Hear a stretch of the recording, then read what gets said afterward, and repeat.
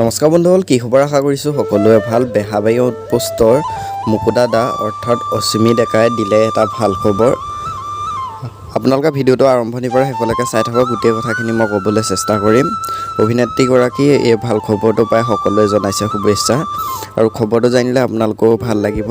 আৰু তেওঁ অভিনয় চাই ভাল পোৱাসকলে প্ৰথমতে ভিডিঅ'টো লাইক এটা কৰি দিয়ক, আৰু নতুন যদি কোনোবা আহিছে চেনেলটো ছাবস্ক্ৰাইব কৰি ল'ব পাৰে। তেওঁ মুখেৰে শুনি লওক কি ক'লে ভাল খবৰটো। মই এটা ক্লিপ আছে, ক্লিপটো লগাই দিছোঁ, চাই লওক। আপোনালোকক জনাবলৈ পাই সুখী হৈছোঁ যে জীৱনত প্ৰথমবাৰৰ কাৰণে মোৰ নিজৰ কাহিনীৰে এখন চুটি ছবি কৰিম বুলি আগবাঢ়িছোঁ। লোকেশ্যন হ'ব যোৰহাটত, আৰু অহা 12 আৰু 13 জুন তাৰিখে চুটি ছবিখন আমি কৰিম।